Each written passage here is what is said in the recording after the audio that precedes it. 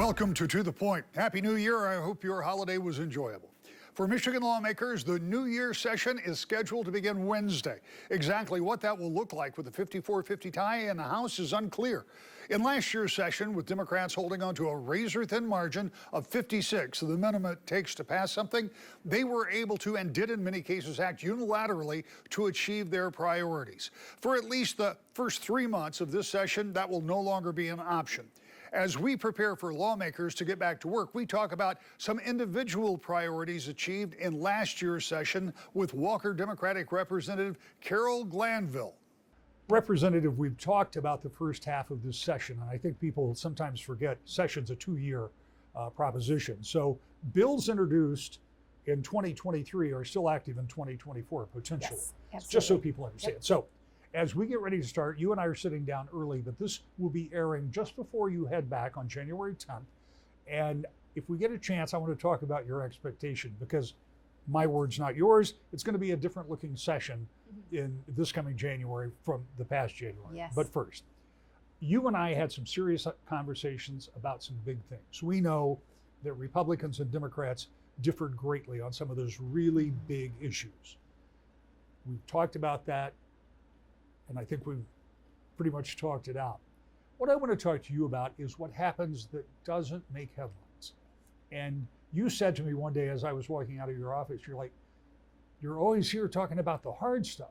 And there's all the other stuff that legislators, Republicans and Democrats do, and they do together, and they get things done. One of those is education. Now, Republicans and Democrats, again, will disagree about spending, but they both agree that education is a priority. And I know that's been one of your priorities. In December, you were in a conference in Washington, D.C.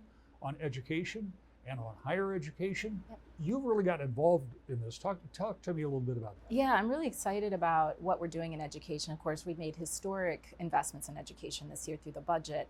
And there was even a recent poll that came out from the Detroit Chamber of Commerce that demonstrated a very high, I want to say it was, let me see, I wrote it down. On a scale of 1 to 10, education ranks as 7 in importance across political groups. And that 66% of Michiganders, folks polled, agree that we should fully invest in education and that it's a priority for the state. So that's really an area where we can come together, I think. And as chair of the Higher Ed Committee and a member of K-12 and my professional experience in education over the years, I really see a lot of opportunity around how we bridge that gap from K-12 to a post-secondary experience, whether that's a skilled trade, college, university, what have you. The discussions we had in DC, I was really pleased to be joined by GVSU President Philomena Montello joined me. There were leaders from across the nation as far away as Hawaii. And so state leaders, federal leaders, Secretary of Education Cardona was with us. And we really sat down and talked about college affordability. How are students ready? Are they prepared for college? And what does that look like? Student success. And where are there opportunities for federal and state partnerships? So I'm really excited to continue to explore that with my colleagues. I know, in preliminary conversations, folks on the Higher Ed Committee are ready to talk about this, folks on the Ed Committee, and you can see through the new department we've opened in the MyLeap. There's a lot gelling around this topic. So you mentioned a number of things, and I won't take all of them point by point, but one of the things that you talked about is skilled trades and or college and or a different path. There was a period of time, a considerable period of time, when we didn't talk about that skilled trades. When I was in high school, not to talk about ancient history, but we had trade schools in high school. Some of my contemporaries have retired from their own masonry business or own building platforms. That doesn't happen in high school so much. It falls to sometimes to community colleges or to trade associations and groups to do that. How important is it to integrate skills training in addition to college education, which should not be in any way overlooked? But not everybody needs that 4-year degree, right? Right, no, absolutely. And the interesting thing is we're starting to look at apprenticeship models for more traditional college types of learning. So we're looking at how we can get folks who, into those experiential working, those working experiences in college that are paid, which will help lower the cost if we can get companies to invest in education in that way. It's a win-win because we're getting a workforce whether it's a skilled trade, whether it's a CTE, is quite popular in the high schools. So the technical education piece is coming back. And so as we continue kind of start building out these models, it's a win for everybody because we're getting folks with the basic education, those fundamental humanities pieces that we just need. And then they're also starting to develop skills at a younger age. There's lots of pathways, programs, and it can be a skilled, I mean, my husband is a skilled tradesman. One of my sons is going into skilled trades, or it can be, so students will have options. If we prepare them successfully, they can go in many directions, and there are opportunities to jump in and out of education when you need to upskill. One of the bills that I sponsored this year that was recently signed was the Michigan New Jobs Training Act, which provides, so if a company has a new job, they will partner with a community college to provide all that training. And so it provides them an opportunity to upskill their own workers or hire new workers for upskilling.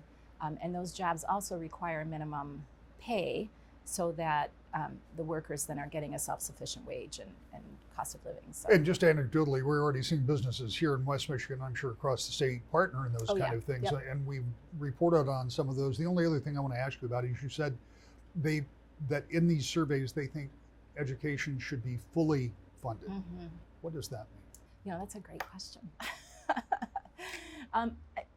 Just from my thinking, so some of the things that we're not doing in schools right now, because we're a little bit more focused on a more traditional curriculum, and again, it's some work that I'm doing, is looking at how we better integrate computer science. So as we look to do those kinds of learnings, really update our learning to match the type of work that everybody's doing. What does that mean to fully fund education? What is the per pupil spending rate? How do we create equitable, funding across the state? The infrastructure that's needed for those types of programs, the training for teachers to become, proficient in the computer skills that they need to be able to work with students in that area. So those are things that we need to be talking about. I want to talk a little bit about the next session, and so I'll hold my next question about that. But money may be an interesting issue in this coming year. So we'll talk about that in a minute if we have time. But first, one of the things that legislators do, and to my knowledge, every legislator I have ever worked with has paid very close attention to constituent services. Yes. You cannot answer every need of every constituent, but sometimes, many times, you can address part or all of the problem, and part of a bill that you passed or legislation that you helped get enacted was something for veterans that actually came from a call from a constituent. Yeah, absolutely. Thank you for asking. We had a constituent reach out to our office whose daughter is an active duty military member. She serves out of state. And he was concerned that she was being called up for jury duty. She had already deferred once, and this was the second, time. And so you have to come, or you have to ask for that deferment again. You go through the process. It may or may not be deferred. And I thought, what? So we were surprised by that. And so in looking into it, the military does encourage their members to, continue their civil service. And by all means, if they'd like to, they're welcome to participate in the jury duty process. But we created an exemption. And so you need to do that at the state level so that if a military member is serving out of state or their spouse, they can request an exemption. It's automatically approved. They don't have to go through the process. They don't have to wait and see. If the deferral were turned down, they would have to come on their own dime, to participate or be against the law. So it was a really easy fix. It's something, we were happy to do, got huge bipartisan support, as you might imagine.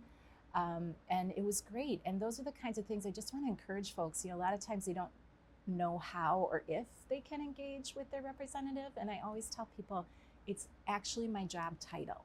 Like, I represent. Call my office, call your representative's office, and see, if you have a question. If we can't help, we can always help you. We can direct you to the right place, or we can maybe, work on legislation that will support you in some way. And you will have a person who answers the phone and will help you through those situations. The other thing I would add to that is because I get a lot of phone calls from people who don't necessarily know who their representative is. And there are several assets on the Secretary of State's website, on the Michigan House website, on the Michigan Senate website. If you don't have access to that, call a representative office and they will guide you. Yes. Right? Yep, absolutely. they will get you to the right representative. People call us a lot of times not knowing, and we tell them, or we connect with that representative's office and let them know, your constituent reached out to us. Have you worked with them already? Is there something, we can partner on, or whatever that looks like? But Yeah, definitely. and the reason for that is sometimes Yeah. it's not top of mind for people, but we've also recently gotten new districts and people may Yes. be confused about that. Yeah. Just Yep. to button up that issue, here's Mhm. another thing that you worked on, juvenile justice, and there's a big Yes. juvenile justice package that just passed. You had a part of that. Yes, I did. I'm thrilled to be a part of that package. My bill deals with unnecessary fees and fines. And so what happens is oftentimes not only is the juvenile, but their family, is responsible for the monetary condition consequences. And many times these are just unnecessary fines and fees that, then become a burden and actually a barrier to rehabilitation. So pleased to be able to include that as part of the package. We really want, the best for our kids. We want them to be able to move forward successfully. And so when it's not absolving them from anything, there's still consequences, but this just sets them and their families up for a better opportunity going forward. You'll be going back into session Yeah. in just a few days. You'll be at a 54-54 tie, at least until mid-April. So I assume there won't be a lot of big stuff on the floor, Yeah. but there will be a lot of movement. What do you expect the atmosphere to be when you get back? It'll be interesting, right? And I'm not sure what to expect, but I really feel like it'll be an opportunity for us to kind of dig in and do what we started out talking about, is some of the smaller, more technical things that don't get a lot of attention, are the things that we can really come together on as, in a bipartisan fashion without, and so that actually might be a way to help us kind of smooth some of the tension that, folks typically feel, in politics these days. If we can just get to work on some of those technical pieces while we're still in the background working out these more complex issues and ready to work, really bring those forward, after the elections in April. When we come back, why Holland Republican Representative Nancy DeBoer hopes that the 54-54 tie may bring some cooperation in the House. Next, To the Point. Welcome back to the Point, a new year, and it's back to work for the state legislature. If last year's session was anything for most Republicans, it was at very least a disappointment. Despite that, Holland Republican Representative Nancy DeBoer says she was able to accomplish things important for her district. Representative, let's talk a little bit about the session just ended. We've gone over it and over it, and I know it wasn't the session that you as a Republican might have wanted, but what was your general take? It was a whole new world for me, and it's partisan, which was another whole new world for me. It was it seemed democratically controlled. Which And was, of course. It was, and the speaker is Democrat, so then they can choose everything we vote on and the order of same and all of that. And so I had to get used to that rhythm, which meant you just don't have any control, and you don't know how long the session's going to be, or when you're going to break, and when you're going to come back from break, or if everybody's going to come back from break. And so all of those things were different for me. And the number of 54 votes was pronounced, I would say, over the session. There were some votes that, everybody celebrated, that we were all on the same page, but overall it seemed quite partisan to me. And I will say that I've had that exact same conversation with Democrats for decades who have said, we didn't know what was going to happen, we didn't know when we were coming in or go out. So it is kind of part and parcel of who's in charge, right? Right. When you think about, in general, some of the things that you have been working on, and I mean, there have been successes, and I know that you've been involved in a number of things.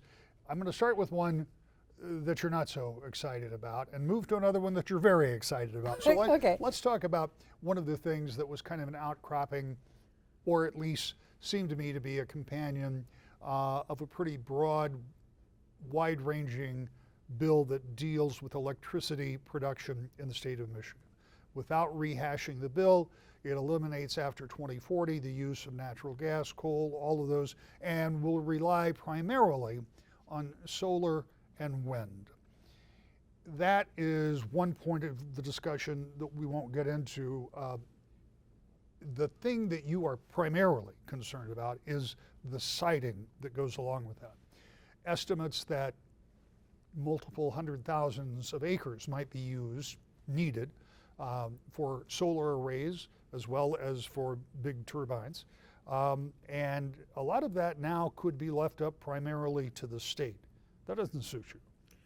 No, well, I come out of local government, and so I really care about the connection between the residents and the government they voted for on the ground, and the understanding of the development of that city or that township, and the rhythm of it all. So to have someone somewhere else say, you don't like solar siting here, but we think you should put it here anyway, and you don't have any recourse as a local government, that is a hard one. And I think it'll be hard for residents too. The thing is that nobody's going to notice until after the next election, because the trigger is December 2024. So these things can be passed in Lansing, but the regular people driving around have no clue until all of a sudden. I asked our general manager at the BPW, what would it take in solar siting to compensate for the capacity megawatts that are done with our new natural gas plant? And he said it would take about a third of the city of Holland covered with solar panels in order to produce that amount of electricity. Because we know that the sun doesn't always shine, and so you have to have more panels and more acreage than every single day of sunshine or not, and in different places. So and you can't store that power, and so that's a real problem. That is what has been good. That's why we liked coal, but then we thought that was too dirty, so we did close the coal plant in Holland, and its capacity wasn't near what we could do with natural gas, and so we pursued natural gas as being a cleaner form of power, and it has brought down our carbon footprint considerably. So it was very surprising to me that natural gas is now labeled as less than clean energy. I guess it can make the cut if it has carbon captured sequestration attached to it, which would mean we'd have to put in mile-deep tunnels under our plant in order to put the carbon dioxide. And that would come with a significant cost, I assume. Yeah, we had looked into that with the coal plant way back when, and yes, I ran into a board member that had been a part of that board back then, and he's like, yeah, that was so expensive. The federal government was going to help us with maybe one or two of those, but yeah, that is a big reach. And we built that natural gas plant without any idea that it would need to have carbon captured sequestration. And so I'm not even sure it's possible at that site, but I'm not the expert with that. So, but it is very concerning, and we would really not want to lose that amazing power capacity that we just built for $260 million. On one hand, this does represent a significant change. On the other hand, that change doesn't have to be completely implemented until 17 years or so from the time we speak. That leaves the opportunity for what has historically been a reconsideration or even legal challenges. So do you think between now and 2040 that this plan as we read it today may have some amendments? That would be very possible, and I love the way you think there. Yes. Well, I mean, it's not over till it's over, yeah, right? I mean, we do see legislation change, Yeah. and it's not a matter of saying, oh, you were wrong, but maybe there's a practical application, right? Right, absolutely. And as time goes by, maybe there will come a way to store renewables. I don't know. So far, they haven't been able to come up with it. Because it's really important to have the electricity work when you turn the lights on. And that's kind of the basic thing that drives our economy forward. So we really need to be practical and responsible with power. And one of the other things that I would note, and I am no expert at all, but I am told, and it stands to reason, that as you move forward with renewable energy, with solar, I can remember years ago when it was available, but it wasn't economical. Mm-hmm. And when you talk about trying to capture wind and harvest that energy. All of this technology has become somewhat more effective, and it would stand to reason that over the course of time it may become even more effective, which may reduce some of the problems with siting and that. So, as you say, it's not over until it's over, right? Yeah, And yeah. there could be some progress. Right, and reliable and affordable are the two main concepts with electricity and with energy. And so we need to keep thinking that way too, and make sure that it's going to be available and reasonable for us.